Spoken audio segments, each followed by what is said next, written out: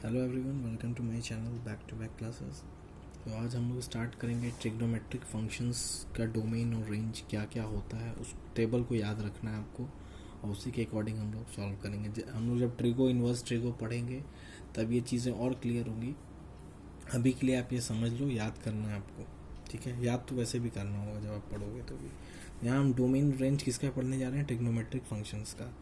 और inverse function क्या होता है वो भी मैं बताऊंगा इसके बाद। पहले ट्रिग्नोमेट्रिक फंक्शन जैसे हम 6 रेशियोज जानते हैं, sine, cos, tan, cot, cosec, sec. ये 6 का डोमेन और रेंज क्या होगा? डोमेन मतलब एक्स की जगह पे हम क्या रख सकते हैं। तो देखिए, साइन में ऐसे टेबल आप बना के लिख लेना।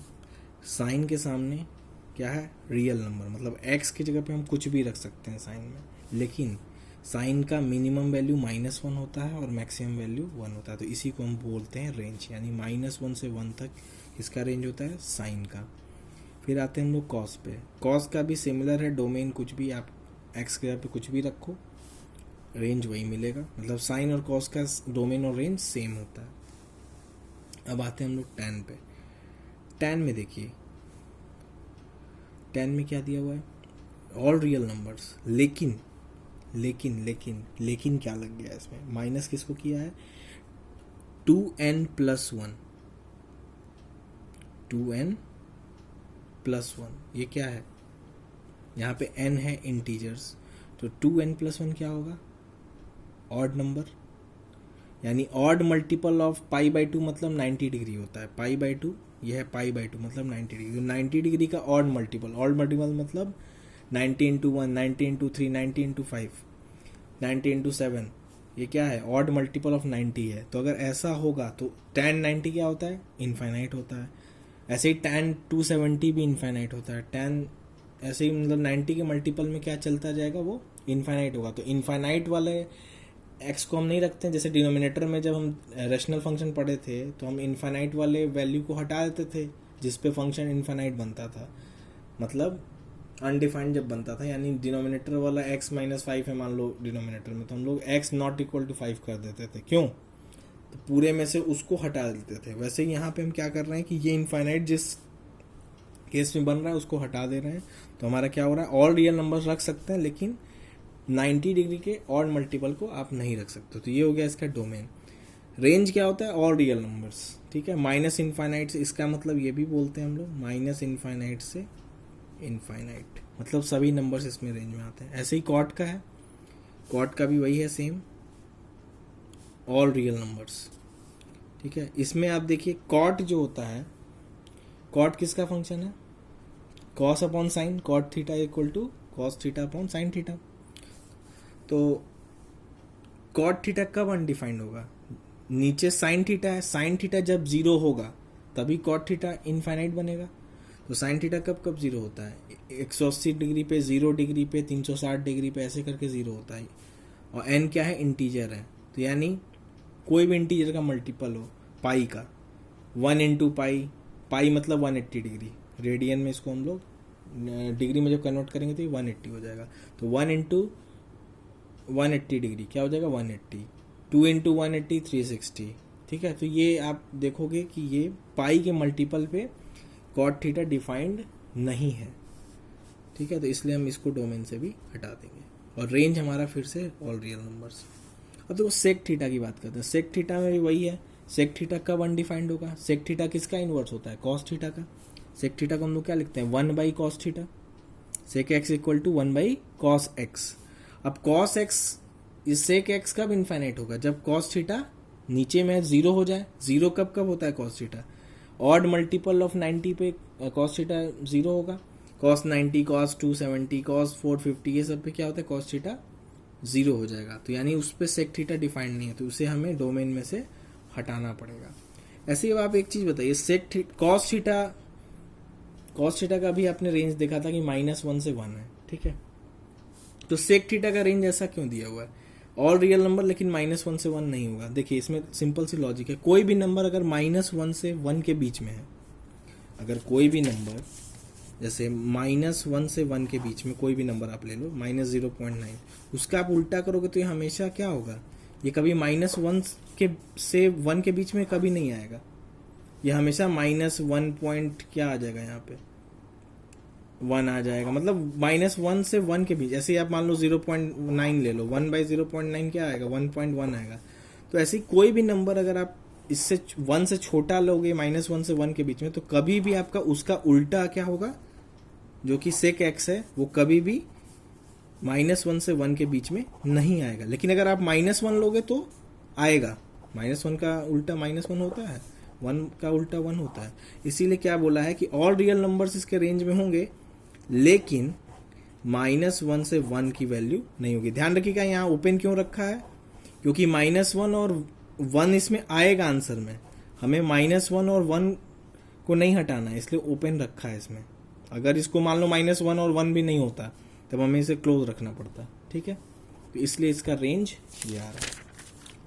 सेम कॉन्सेप्ट इसके लिए भी है, कोसेक के लिए। कोसेक क्या होता है, 1/sin थीटा होता है। साइन कब 0 होता है, पाई के मल्टीपल्स पे होता है, पाई के किसी मल्टीपल, पाई मतलब 180 डिग्री।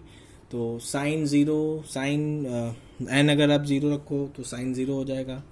साइन 180 ये भी 0 होता है, साइन 360 ये भी 0 होता है। तो ये सब आप ट्रिगो पढ़ोगे तो ये सब, अगर किसी को एंगल में भी आप याद कर लो, बस ये ऐसे होता है। और ये आपका सेम कॉन्सेप्ट यहाँ पे भी लग रहा है कि जब साइन का रेंज -1 से 1 है तो उसका उल्टा जब करेंगे तो वो -1 से 1 के बीच के अलावा सभी वैल्यूज देगा, ये नहीं देगा बस। ठीक है, तो ये आपका हो गया ट्रिग्नोमेट्रिक फंक्शन के बारे में। ठीक है, अब एक हम लोग पढ़ने जा रहे हैं इनवर्स ट्रिग्नोमेट्रिक फंक्शन। इसको भी हम लोग अच्छे से पढ़ेंगे, लेकिन अभी के लिए बस थोड़ा बहुत जान लो जिससे डोमेन के क्वेश्चन आप कर पाओ। इनवर्स ट्रिग्नोमेट्रिक फंक्शन का देखो, कहीं पे भी मान लो ऐसा लिखा हुआ आता है, ठीक है, इसका मतलब ये नहीं होता है। ठीक है, मान लो यहाँ पे साइन -2x लिखा हो, तब इसका मतलब ये होता है। ठीक है, नीचे मतलब चला जाए। लेकिन अगर यहाँ -1 हो जाए तो अगर अब आप कहोगे सर इसका रेसिप्रोकल कैसे लिखेंगे, -1 के लिए बस ये डिफाइन किया गया है कि साइन x का पावर -1 लिखिए ताकि कंफ्यूजन ना हो। ठीक है, तो ये बस ध्यान रखिएगा कि ये पावर, निगेटिव पावर को आप ऐसे नहीं लिख सकते हो। ठीक है, ये एक अलग फंक्शन ही है, साइन इनवर्स x। ठीक है, तो साइन x का उल्टा फंक्शन क्या हो जाएगा, साइन इनवर्स x। जैसे मान लीजिए y = साइन x है, तो x क्या होगा यहाँ पे, साइन इनवर्स y। ठीक है, दोनों साइड साइन इनवर्स लेंगे तो साइन इनवर्स और साइन कैंसिल हो जाएगा, तो यहाँ x आ जाएगा और इधर क्या आ जाएगा, साइन इनवर्स। ठीक है, ये होता है इनवर्स ट्रिग्नोमेट्रिक फंक्शन का। तो अब देखिए इसमें आपको सिंपल से आप ये देख लो, आपने टेबल अगर पहले बना लिया हो तो आप देखिएगा साइन x का जो रेंज था, अब ये इसका क्या बन जाएगा, इनवर्स का डोमेन बन जाएगा। यानी x के जगह पे हम क्या रख सकते हैं, तो जो हमें मिला था वही तो रख सकते हैं। क्या रख सकते हैं, -1 से 1 तक वैल्यूज रख सकते हैं x की। ठीक है, ओके। अब रेंज क्या देगा, ये रेंज ये क्या देगा, ये आपको बताना है। मतलब ये, अच्छा ये बताओ ये क्या देगा, एंगल देगा। साइन इनवर्स ये वैल्यू है और ये आपको एंगल देगा। तो एंगल में क्या क्या दे, एंगल इसका आपको याद करना पड़ेगा। एंगल देता है -π/2 से π/2 तक। ये सब आपको याद करना पड़ेगा। बस 2 वैल्यू आपको याद करनी है, एक साइन इनवर्स का और कॉस इनवर्स का, बाकी मैं याद करा दूंगा। साइन इनवर्स x का डोमेन ये होता है, मतलब x की वैल्यू कहाँ से कहाँ तक, वैल्यू कहाँ, -1 से 1 तक। और रेंज क्या होता है, -90 डिग्री से +90 डिग्री। ठीक है, अब -90 डिग्री क्या होता है और +90 डिग्री क्या होता है। ठीक है, तो ये भी आपको समझ लीजिए, हालांकि ये आप जानते होगे। ये मान लो क्वाड्रेंट है, first quadrant, second, third, fourth. ठीक है, जब हम लोग पॉजिटिव x से जब एंटी क्लॉक जाते हैं तो उस एंगल को हम क्या बोलते हैं, प्लस। और जब हम पॉजिटिव x से निगेटिव मतलब क्लॉकवाइज जाते हैं तो उसको बोलते हैं माइनस। ठीक है, तो -90 से क्या +90 तक, क्या बोला इसने, ये वाला एरिया, ये वाला जो होगा इसी को बोलेगा वो रेंज। ठीक है, तो ये हो जाता है साइन इनवर्स का। ठीक है, ये सब क्लियर होगा आपको अच्छे से इनवर्स ट्री को जब पढ़ेंगे। ठीक है, तो -π/2 π/2।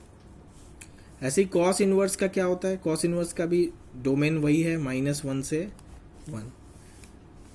रेंज क्या देगा ये, रेंज आप याद रखिएगा, ये देगा 0 से पाई, ठीक है, 0 से पाई, ठीक है, कॉस इनवर्स पाई, ठीक है, कॉस पाई। अच्छा, tan इनवर्स का क्या होगा रेंज? देखो tan किससे बना है? साइन अपॉन कॉस से। तो आपको ये रट लेना है, जो इसका आपको रेंज था, इसका क्या रेंज था, ये था, तो आपको उसी हिसाब से चलना है। अब देखिए tan इनवर्स का अगर डोमेन की बात की जाए तो इसका डोमेन क्या होता है? ऑल रियल नंबर्स, क्योंकि tan आप जब डोमेन की बात की जाए तो आप tan थीटा को सोचिए कि tan थीटा की रेंज कहाँ से, तो माइनस इन्फाइनाइट से प्लस इन्फाइनाइट वैल्यू देता है, यानी रियल नंबर। कोसेक क्या देता है? माइनस इन्फाइनाइट से -1 क्लोज यूनियन 1 से इन्फाइनाइट, तो यानी ये इसका डोमेन है, ठीक है। ऐसे ही सेक का भी सेम होता है और कॉट का भी, जैसा tan का वैसा। अच्छा, अब tan इनवर्स में अगर आपको रेंज देखना है तो आप सिंपल ये से देख लो, ये किसका फंक्शन है? ये है साइन और कॉस का। साइन बाई कॉस कहते हैं tan। तो आप क्या करोगे, जो ऊपर आता है उसका रेंज को कॉपी कर दो। कॉपी मतलब अभी इंटरवल कॉपी मत करो, बस ये वैल्यू कॉपी कर दो। अब आप देखो कि क्या ये डिफाइंड ओपन रखा जाएगा कि क्लोज, तो इसके लिए आप ये बस एक्सट्रीम वाली वैल्यू पे चेक कर लो। tan -π/2 मतलब tan theta, tan -90, tan minus theta होता है, ये भी आप नोट कर लीजिएगा, tan माइनस थीटा होता है माइनस tan थीटा, और साइन माइनस थीटा होता है माइनस साइन थीटा, और कॉस माइनस थीटा क्या होता है? कॉस थीटा, ठीक है।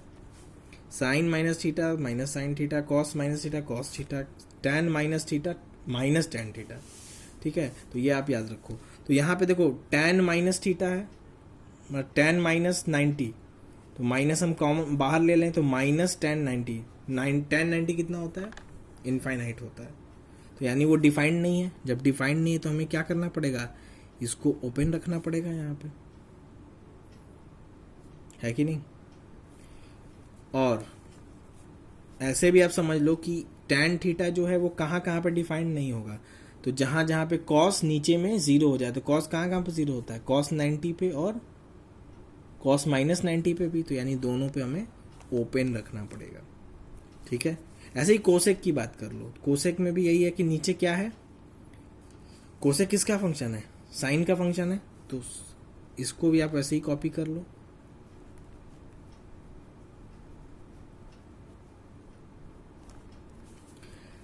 मैंने पूरा इंटरवल कॉपी आप मत करिएगा। फिर -1 साइन थीटा है, तो 1 साइन -90 थीटा मतलब -1 होगा, ठीक है, वो डिफाइंड है। साइन 90 वो भी डिफाइंड है, यानी हम इसको क्लोज इंटरवल लगा सकते हैं। लेकिन कहाँ पे डिफाइंड नहीं होगा? जब साइन थीटा 0 हो रहा हो, तो साइन थीटा कहाँ पे 0 होता है? इस रेंज के बीच में 0 डिग्री पे, यानी अब बस आप 0 को हटा दो तो ये आंसर आ जाएगा। ऐसे ही सेक का देख लेते हैं। सेक किसका फंक्शन है? कॉस का, तो कॉस का आप रेंज यहाँ कॉपी कर दो, ठीक। अब आपको क्या करना है, इसको भी आप क्लोज ले लो, क्योंकि cos 0 नीचे cos आ रहा है, cos 0 1 होता है, cos पाई -1 होता है, तो दोनों डिफाइंड है, इसलिए यहाँ पे आप क्लोज रख सकते हो। लेकिन अब cos थीटा नीचे में आ रहा है, cos थीटा कहाँ पे डिफाइंड नहीं होता है? मतलब cos 0 कहाँ पे होता है? सेक थीटा मतलब 1/cos थीटा, cos थीटा यहाँ पे 0 होगा, वहाँ पे सेक डिफाइंड नहीं होगा, तो यानी cos 90 पे थीटा 0 होता है, cos थीटा, तो यानी हमें यहाँ पे इसमें से π/2 को बस माइनस कर देंगे तो हमें रेंज मिल जाएगा। ऐसे ही कॉट इनवर्स में अगर आ जाते हैं, तो कॉट इनवर्स क्या है भाई?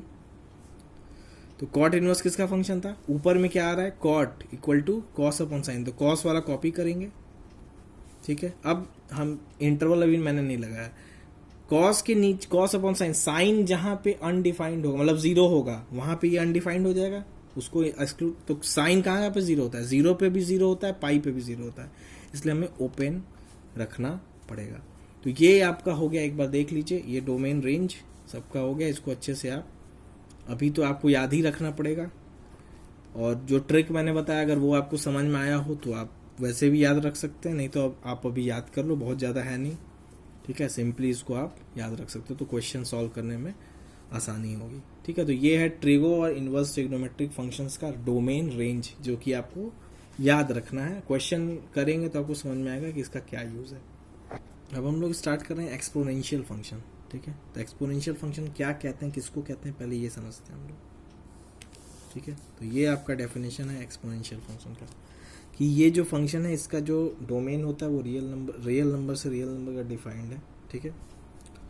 तो देखिए क्या फंक्शन होता है, ए पावर एक्स, ए कोई कांस्टेंट है, 2 3 4 कुछ भी, 1/3 1/2 कुछ भी हो सकता है, एक्स वेरिएबल है, ठीक, मतलब एक्स आप कुछ भी रख सकते हो। तो कंडीशन ये आप याद रखिए, यही आपको लॉग में भी कंडीशन आएगा, वहाँ हम देखेंगे। तो अगर देखा जाए तो ए जो होना चाहिए, जो बेस होना चाहिए, वो हमेशा पॉजिटिव होना चाहिए। बस आप ऐसे याद रखो, positive but not equal to 1। मतलब जीरो से तो जीरो नहीं होगा, जीरो से बड़ा होगा लेकिन 1 नहीं होगा, ठीक है। ये इसका बेस की बात होगी। जैसे मान लीजिए 2 पावर एक्स हो सकता है, 0.1 पावर एक्स हो सकता है, ठीक है, 1/3 पावर एक्स, ये सब हो सकता है, ठीक है, लेकिन 1 पावर एक्स नहीं होगा। इसको एक्सपोनेंशियल फंक्शन नहीं कहेंगे, क्योंकि 1 पावर एक्स क्या होता है, 1 ही होता है। अब देखिए इसका डोमेन क्या है। तो डोमेन तो देखो सिंपल सी बात है, एक्स की जगह पे हम कुछ भी रख सकते हैं, ऐसा कोई रिस्ट्रिक्शन नहीं है इस फंक्शन में। तो आप एक्स कुछ भी रख लो, -∞ +∞ से लेके कोई भी नंबर रखो, कोई दिक्कत नहीं है। 1/3 पावर 1/2 रख लो, 1/3 पावर -0.5 रख लो, कुछ भी रख लो, कोई दिक्कत नहीं है। इसलिए इसका डोमेन ऑल रियल नंबर है। बट रेंज क्या होगा, क्या पॉजिटिव, ये जो ए है वो हमेशा पॉजिटिव है, क्या बेस पॉजिटिव है और हम कोई भी पावर लगा दें तो कभी क्या ये निगेटिव देगा रेंज, नहीं। इसीलिए इसका आंसर देखिए 0 से इनफाइनाइट है, दोनों पे ओपन है, ठीक है। ये कभी 0 तो देगा नहीं आंसर, 0 से इनफाइनाइट के बीच में देगा, 0 कभी भी नहीं देगा। तो इसलिए इसका आपको रेंज याद रखना है, ठीक है। अब थोड़ा सा इसका प्लॉट एक दो देख लेते हैं। मान लो पहला प्लॉट मैं बनाने जा रहा हूँ कि अगर जैसे सपोज मैं मान लिया कि 2 पावर x का मैं ग्राफ बनाने जा रहा हूँ, ठीक। 2 पावर x, ध्यान रखिएगा फंक्शन क्या है हमारा, 2 पावर x, तो इधर y हो जाएगा, मतलब 2 पावर x इधर प्लॉट होगा, x इधर है, ये है मेरा 1, ये है मेरा 2, ये है 3, ठीक है, ये है 0 और ये है मेरा -1। तो मैं x की जगह पे अगर -1 पुट करता हूँ तो ये क्या हो जाएगा, 2 पावर -1 यानी 1/2 यानी 0.5, यानी लगभग ग्राफ यहाँ होगा 0.5 पे। अगर मैं 2 पावर 0 रखता हूँ तो क्या मिलेगा मुझे, 1, मेरा 1 मान लीजिए यहाँ पे, इस पे 2, ठीक, अच्छा ओके। तो अब 2 पावर अगर 1 रखता हूँ तो मुझे क्या वैल्यू मिलेगा, 2 मिलेगा, 2 पावर 1 पे 2 मिलेगा। 2 पावर 2 पे क्या मिलेगा, मान लीजिए 4 यहाँ कहीं होगा y पे, तो यहाँ मिलेगा, ठीक। तो ये आपका, और क्या ये कभी ये y एक्सिस के नीचे जाएगा, नहीं। अभी आपने देखा कि कभी भी रेंज इसका निगेटिव हो ही नहीं सकता, तो हमेशा प्लॉट ऐसे जाएगा,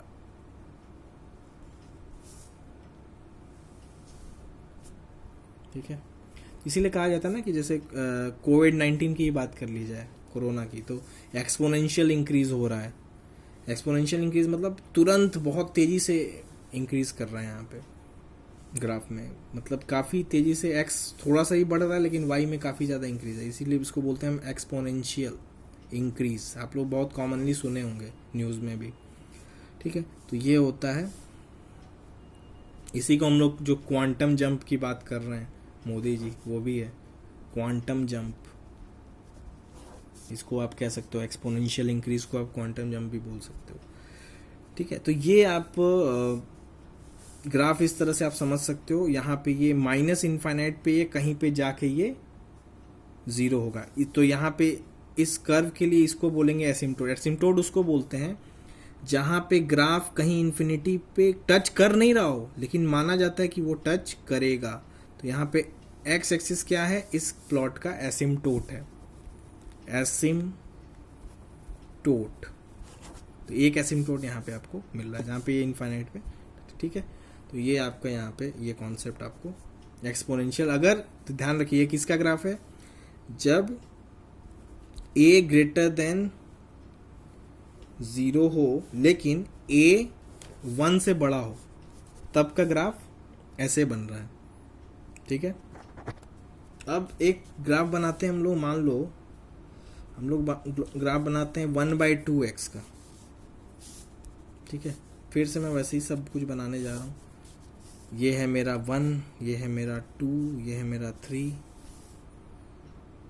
और ये है 1, ये है फिर से 1 2 3, ठीक है, उसको कर लेंगे, ठीक है। तो 1/2 के पावर x है, 1/2 पावर 0 क्या देगा, यहाँ 0 है तो 0 पे तो 1 ही देगा। 1/2 पावर 1 क्या देगा, 0.5 ही देगा, यानी कहीं 1 पे ये कहीं 0.5 यहाँ कहीं होगा हमारा। अच्छा 1/2 पावर 2 अगर करते हैं, x की वैल्यू 2 रखते हैं तो ये क्या देगा 1/4, यानी इससे भी कम हो गया, इसका इन दोनों के बीच का भी आधा। 3 करेंगे तो 1/8, 1/8 और छोटा हो गया, ठीक है। अच्छा -1 भी रख के देख लेते हैं, तो 1/2 पावर -1 क्या देगा, 1/2 का पावर -1 2 ही देगा, 2 देगा। 2 कहाँ पे है भाई, यहाँ पे। तो देखिए आपका ग्राफ कैसे चल रहा है अब।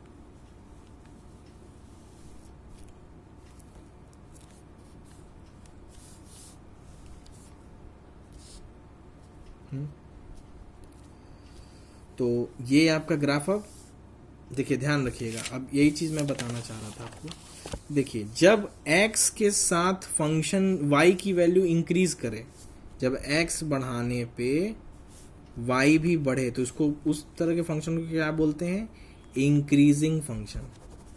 इंक्रीजिंग फंक्शन, x बढ़ाने पे y भी बढ़ रहा है तो इसको बोलेंगे इंक्रीजिंग फंक्शन, इसको बोलते हैं। देखिए यहाँ पे x हम बढ़ाते जा रहे हैं, यहाँ -1 से 0 किया, फिर 1 किया, 2 किया, लेकिन y क्या हो रहा है, डिक्रीज कर रहा है। तो इस तरह के फंक्शन को बोलते हैं डिक्रीजिंग फंक्शन, ठीक है, डिक्रीजिंग फंक्शन। ओके, तो ये आपका हो गया केस। अब आपसे एक थोड़ा सा कंपैरिजन कराते हैं ग्राफ में। अब देखिए आपको ग्राफ प्लॉट करना है 2 पावर x का, 3 पावर x का, 4 पावर x का, और एक ग्राफ इधर आपको प्लॉट करना है 1/2 पावर x का, 1/3 पावर x का, और तीनों एक साथ प्लॉट करना है, मतलब एक ही प्लॉट में सब दिखाना है आपको। तो कैसे प्लॉट करेंगे, तो मैंने 2 पावर x और 1/2 पावर x प्लॉट किया था, अब आपको तीनों एक साथ प्लॉट करना है। तो चलिए वही कॉन्सेप्ट लगाएंगे, ज़्यादा डिस्टर्ब नहीं होना है। 1 2 3, ठीक है। चलिए 2 पावर x का पहले ग्राफ प्लॉट करते हैं। तो 2 पावर x में आप ये देख लीजिए, आपको मैंने इंक्रीजिंग कब बन रहा है फंक्शन, जब ये बेस इसका 1 से बड़ा है तो फंक्शन इंक्रीजिंग है, x बढ़ाने पे y की वैल्यू बढ़ेगी। जब बेस कम है तो x की वैल्यू बढ़ाने पे ये क्या होगा, छोटा होगा। छोटे 0 से छोटा नंबर का अगर आप मल्टीप्लाई करते हो, स्क्वायर करते हो तो वो और छोटा हो जाता है, क्यूब करते हो और छोटा हो जाता है, ठीक है। और अगर वो 0 से 1 से बड़ा होता है तो वो बड़ा होते जाता है। तो यहाँ पे आपको यही देखना है, ये इंक्रीजिंग वाला ग्राफ कैसे बन रहा था, ऐसे बन रहा था, और यहाँ पे था 1, ठीक है। तो क्वेश्चन बस ये है, इधर इनफाइनाइट पे टच करेगा। अब मैं थोड़ा सा एग्जैक्ट ग्राफ बनाना चाह रहा हूँ। 2 पावर 1 पे, 2 पावर 1 पे क्या था, 2 था ग्राफ, ये है आपका 2 मान लीजिए। अच्छा, और 2 पावर 2 पे ये मान लीजिए कि 4 है, ठीक है। स्केलिंग उतनी अच्छी नहीं हो रही है, लेकिन मैनेज करिए आप। ये मान लीजिए 8 है, ये आपका 8 हो गया। तो ग्राफ कुछ ऐसे बन गया। ये किसका ग्राफ है, 2 पावर x का। अब 3 पावर x का देखते हैं, ठीक है। तो 3 पावर x का ग्राफ देखते हैं। तो 3 पावर x का ग्राफ ऐसे जाए, ये तो क्लियर कि ऐसे ही जाएगा, लेकिन ऐसे जाएगा या ऐसे जाएगा ये हमें नहीं पता है, लेकिन यहाँ से ज़रूर मीट होके जाएगा क्योंकि 3 पावर 0 क्या होता है 1 होता है। चलिए तो एक चीज़ बताइए, 3 पावर ऊपर से जाएगा कि नीचे जाएगा, तो यहीं क्लियर हो जाएगा। यहाँ पे अगर मैं -1 रखता हूँ तो 2 पावर -1 क्या देगा 1/2 यानी 0.5 देगा। ये है आपका 0.5, ये मान लीजिए। अच्छा अब 3 के पावर -1 रखा तो क्या देगा 1/3। 1/3 1/2 से छोटा है यानी और वैल्यू छोटी हो गई, यानी ग्राफ कुछ ऐसे यहाँ से जाएगा, यहाँ से तो यहाँ तक ऐसे ही जाना है। ये क्लियर हो गया। अब ये ऊपर जाएगा कि नीचे जाएगा फिर भी देख लेते हैं, वैसे तो जाना ऐसे चाहिए। 3 पावर 1 क्या होगा 3 का पावर 1 3 देगा यानी 2 और 4 के बीच में, और 3 पावर 2 क्या देगा 9 देगा, तो 9 कहीं यहाँ ले सकते हैं। तो सही बात है, क्लियर बात है कि ग्राफ थोड़ा सा और ऊपर जाएगा। अच्छा अब तो आपको क्लियर होगा 4 पावर x का वैल्यू ग्राफ और थोड़ा सा नीचे से जाके ऐसे घूम जाएगा, क्योंकि 4 पावर 1 पे क्या देगा ये 4 देगा, 4 पावर 2 पे क्या देगा उस 16 देगा, तो ये ग्राफ ऐसा हो जाएगा। ठीक है, तो ये आपका कंपैरिजन हो गया। ये हो गया 3 पावर x, ये हो गया 4 पावर x। ठीक है, तो इसमें आपको सिंपल याद क्या रखना है, इस साइड में देखिएगा, ध्यान रखिएगा, इस साइड में ग्राफ नीचे होते जा रहा है, निगेटिव में 4x इधर है नीचे है, 3x इधर है और 2x ऊपर है, और पॉजिटिव x में क्या है 4x सबसे ऊपर है, 3x बीच में है, और ऐसे अब 1/2x का हम लोग ग्राफ प्लॉट करना, इन तीनों का कंपेरिजन करते हैं, ये कैसे ग्राफ प्लॉट होगा। 1 2 3, चलिए ये हो गया -1, ये हो गया 0। 1/2x का पहले ग्राफ प्लॉट, तो 1/2 पावर 0 क्या होगा 1 होगा, 1/2 पावर -1 क्या होगा 2 होगा, तो यहाँ 2, और 1/2 पावर 1 क्या होगा 0.5, 1/2 पावर 2 और छोटा और छोटा। ठीक है, तो ग्राफ आपका कुछ ऐसे बन गया।